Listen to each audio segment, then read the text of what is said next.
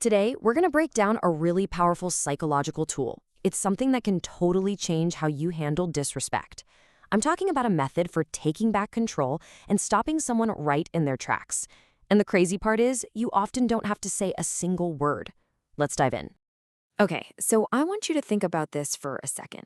Have you ever been in an argument, maybe with a coworker, a family member, anybody, and they say something that's just out of line, a little jab, an unfair critique? You know the type. And what do? Well, if you're like most of us, you try to reason with them. You lay out the facts, you use logic, but it doesn't work. In fact, it just makes things worse. So why? Why does that happen? Look, your goal is simple, right? You want to solve the problem and get some basic respect. But the reality, well, that's a different story. You just end up more frustrated and the disrespect keeps coming. This is what we can call the disrespect explanation trap. Our gut instinct is to jump in and defend ourselves, but that's the very thing that trips us up. So if we want to get out of this trap, we first have to understand why we fall into it. We need to tear down this myth that explaining yourself is some kind of power move, because in these moments, your words, they're actually giving your power away. It all comes down to this really important psychological concept, approval-seeking behavior. See, when someone disrespects you and you immediately start explaining or justifying yourself, you're not having a logical debate.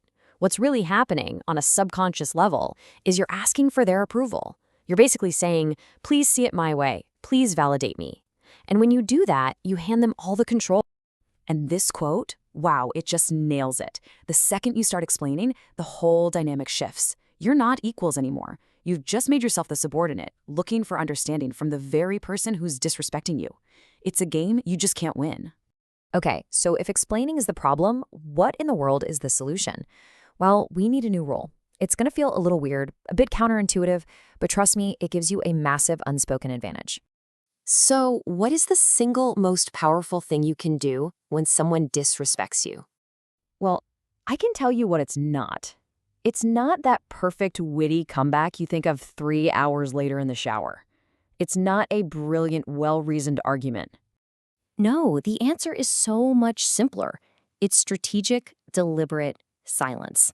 And I want to be clear here, this isn't a weak, passive silence. This is a powerful, calculated choice that you make to take back control.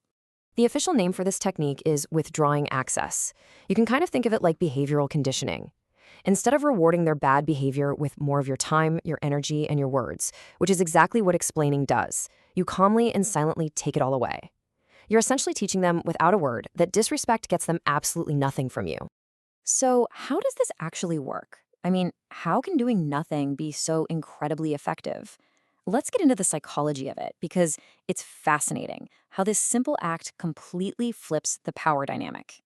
It's really just a simple 3-step process. First, you just have to recognize the disrespect for what it is. It's a bid for control. Step 2, and this is the hardest part, you have to fight that urge to jump in and defend yourself. Just resist. And finally, step 3, withdraw your attention. That could be anything from taking a deliberate pause to turning back to your work, or even just saying, I'm not having this conversation, and walking away. And here's what happens when you do that. You create something called psychological pressure. You see, a verbal attack expects a response. It needs a defense to keep going. But when it's met with a calm, silent void, well, the person who made the attack is just left there, hanging.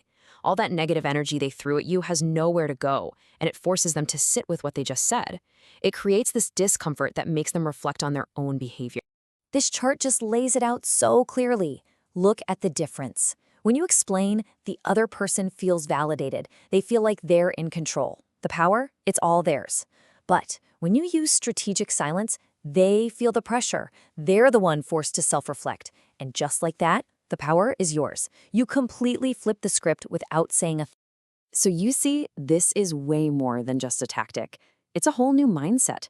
It's about really understanding that your boundaries are valid and you don't need anyone else's approval for them. Let's wrap this up so you can start putting your own silent authority into practice. All right, let's just do a quick recap.